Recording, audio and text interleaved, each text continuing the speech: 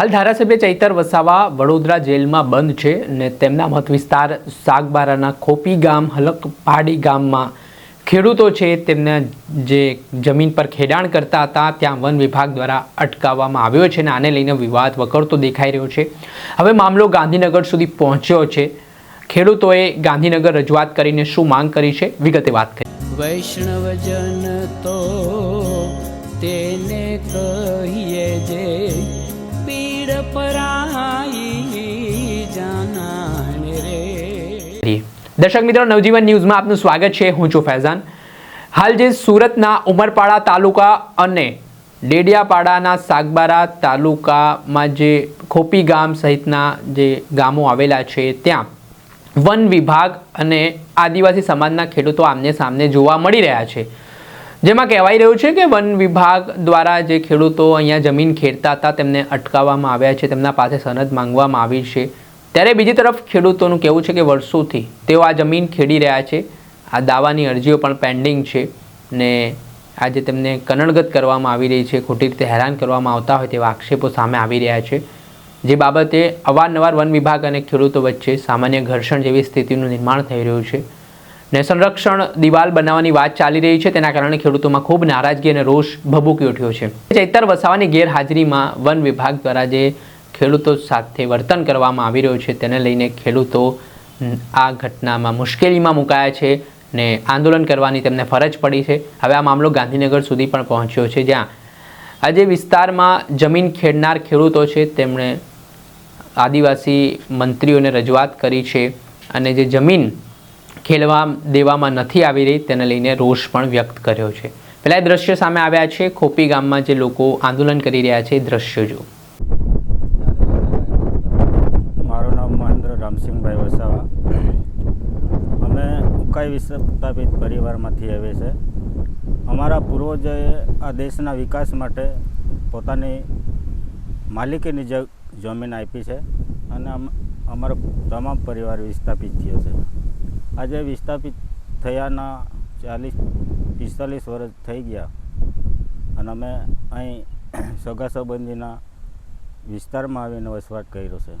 આજે આ સામે દેખાય છે અહીંથી ઉમરપાડા બોર્ડર અને અહીંથી સાગબારા બોર્ડર લાગે છે।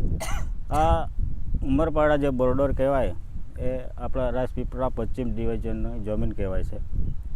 આ વર્ષોથી અમારે બાપ દાદાના વંશથી આ જમીન કબજે કરી અમારા પોતપોતાના જીવન પરિવારનો નિર્વાહ કરીએ છીએ। જેમ વન કાનૂન 2006 અને એના નિયમો 2008 પછી લાગુ થયા ગુજરાતમાં, તે સમયથી અમે વ્યક્તિગત પોતપોતાના દાવા અરજીઓ દાખલ કરી ગ્રામસભાના ઠરાવ સાથે અમારી માંડવી પ્રાંત ખાતે દાવા અરજીઓ પેન્ડિંગ છે અને એની કાર્યવાહી ચાલુ છે।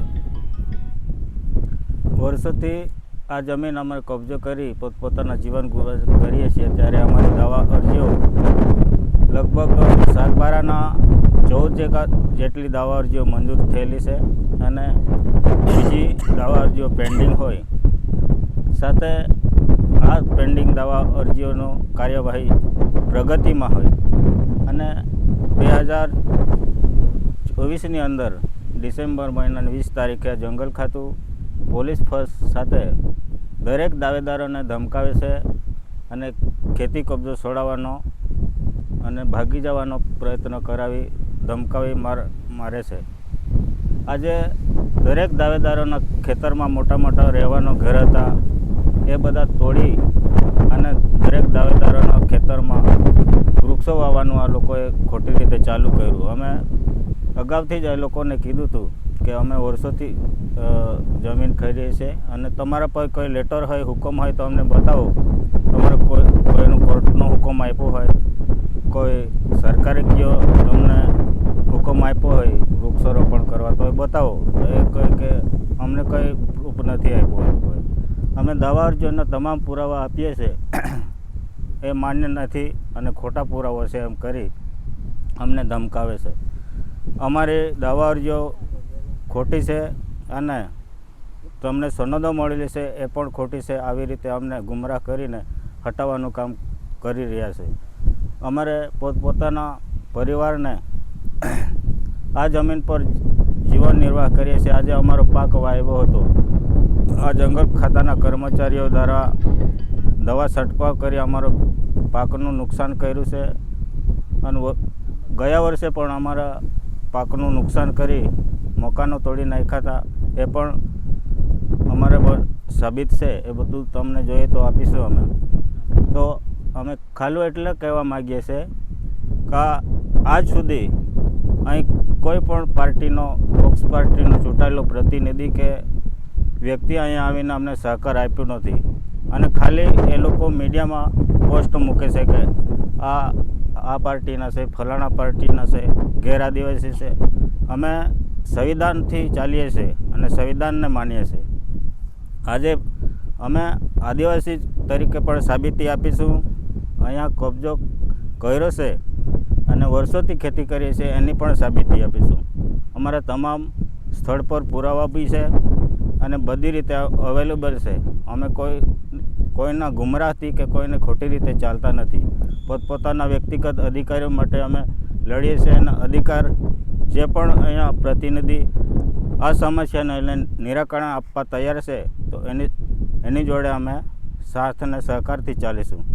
પણ વન વિભાગે જાણી જોઈને એક ઘર્ષણ પેદા થઈ પરિસ્થિતિ ઊભી કરી દીધી અને આ જે જંગલ જમીન ખેડતા જે ખેડૂતો છે એમના પર 35 જેટલા વ્યક્તિઓ પર આ લોકોએ FIR દાખલ કરી દીધી. તે પછી અમે લોકોએ કલેક્ટરશ્રીથી માંડીને તમામ ગુજરાતના તમામ મંત્રીઓને, વન મંત્રી થઈ ગયા કે પછી કલેક્ટર કે RFO DFO તમામ વ્યક્તિને અમે અરજીઓ આપી છે કે આ વસ્તુ ન થાય એના માટે તમે ધ્યાન આપો. SP સાહેબને ત્યાં સુધી પણ અમે અરજીઓ આપી છે અને એના પુરાવા મારી પાસે છે હાલમાં. એના સંદર્ભની અંદર માંડવી પ્રયોજન વહીવટદારે એને વન વિભાગને અને નાયબ કલેક્ટરશ્રીને અને વન વિભાગને એમણે ડાયરેક્ટ લેટરો લખીને કીધું છે કે આ લોકોની દાવા અરજીઓ પેન્ડિંગ છે તો એમને એમના ખેતરોમાંથી બહાર કાઢી શકાય નહીં. આવી આ લોકોને કાયદેસરની રજૂઆત કરી છે અને લેટર મારી પાસે પડેલા છે. આ રહ્યા બધા લેટરો. આની અંદર ચોખ્ખું લખે છે પ્રયોજનનો કે વન કલમ 4.5માં અન્યથા જોગવાઈ કરી હોય અને તે સિવાય માન્ય કરવાની અને ખરાઈ કરવાની કાર્યવાહી પૂરી ન થાય ત્યાં સુધી વનવાસી, અનુસૂચિત જાતિ, આદિજાતિ અને અન્ય પરંપરાગત વનવાસીઓ કોઈપણ સભ્યને તેમાંથી ભોગવટા હેઠળની વન્ય જમીનમાંથી ખાલી કરાવી શકશે નહીં અથવા તો તેમને તેમાંથી દૂર કરી શકાશે નહીં. તે મતલબની જોગવાઈ કરેલ હોય તે ધ્યાને લઈ આપની કક્ષાએથી નિયમોસારની કાર્યવાહી કરવા હાથ ધરવા વિનંતી. પ્રયોજન વહીવટદાર ટ્રાઇબલ પ્રાંત માંડવી સુરત સુનિલ IAS ઓફિસર બીજા IAS ઓફિસરને આ હુકમ લખે છે તો એકબીજાના એ લોકો પેપરો વાંચતા જ નથી અને વન વિભાગ એમ કહે છે કે અમારી પાસે કોઈ લેટરો આવ્યા નથી. તો આ લેટર એમનો જ છે અને એવા એમણે 4 લેટરો કર્યા છે. 4/8નો લેટર, 28/8નો લેટર, 3/12નો લેટર અને તાજેતરની અંદર નવો લેટર કર્યો છે હાલમાં જ 25/6. એની અંદર પણ કાયદેસરની કાર્યવાહી નહીં કરવાની અને એમને જમીનમાંથી હટાવવા નહીં એવો ચોખ્ખો ઉલ્લેખ કર્યો છે. આ બધા લેટરો છે મારી પાસે. આ લોકો અમને એમ કહે છે કે તમે કાગળિયા લાવો. અમારી પાસે તો છે કાગળિયા, પણ તમે આ જે વસ્તુ કરી રહ્યા છો એની પાસે રાજ્ય સરકારનો, કેન્દ્ર સરકારનો કે સ્થાનિક કોઈનો બી તમારી પાસે કોઈ લેટર હોય તો અમને બતાવો. અમે પોલીસ પ્રોટેક્શન માંગ્યું છે, અમને પોલીસ પ્રોટેક્શન આપ્યું નથી ને આજે વન વિભાગને પોલીસ પ્રોટેક્શન આપે છે. તો આ ક્યાંનો અન્યાય? બીજી એક વસ્તુ કે મારી પાસે ડાયરેક્ટ ગાંધીનગરથી પર્યાવરણનો લેટર છે. એમાં પણ એ લોકો લખે છે કે 22મી બેઠકની અંદર આ જે વિસ્તાર છે ચતુર્દિશાવાળો કે દક્ષિણ માંડવી, ઉત્તર, દક્ષિણ, પૂર્વ, પશ્ચિમ એ 69,000 જે હેક્ટર જમીન છે એને અભયારણ્ય તરીકે કંઈ જાહેર કરવાનું છે. પણ એમાં એવું લખેલું છે કે એની અંદર વન્ય પ્રાણીઓ જીવી શકે, પણ અહીંથી આ લોકોએ માહિતી આપી નથી.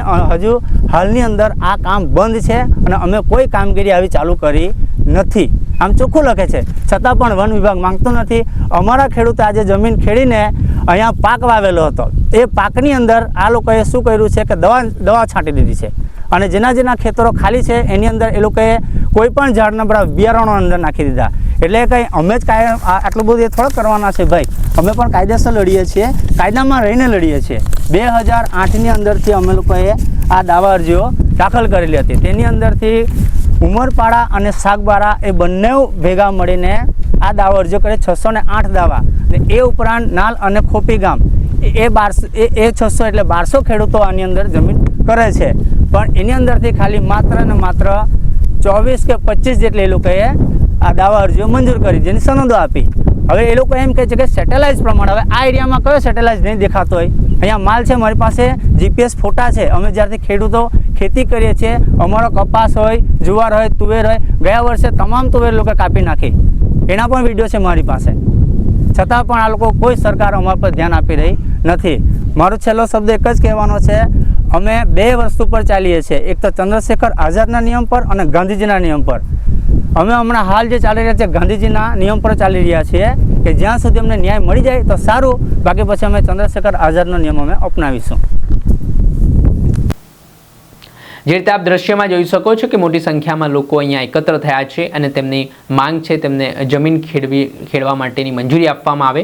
સાંસદ મનસુખ વસાવાએ પણ થોડા દિવસ પહેલાં વન પર્યાવરણ મંત્રી અર્જુન મોઢવાડિયાને એક પત્ર લખીને આ જે આદિવાસી સમાજના ખેડૂતો છે તેમને જમીન ખેડવા માટેની વાત કહી એ પત્રમાં. ત્યારે હવે ગાંધીનગરમાં બેઠક પણ થવાની છે ને આ બેઠકમાં સાંસદે કહ્યું કે તેઓ રજૂઆત પણ કરવાના છે ખેડૂતો વતી. ત્યારે જોવાનું રહ્યું કે આગામી સમયમાં કઈ રીતની સ્થિતિ નિર્માણ પામે છે. દર્શક મિત્રો, આવા જ વિડીયો જોવા માટે તમારી નવજીવન ન્યૂઝ જોતા રહો, લાઇક કરો અને વધુમાં વધુ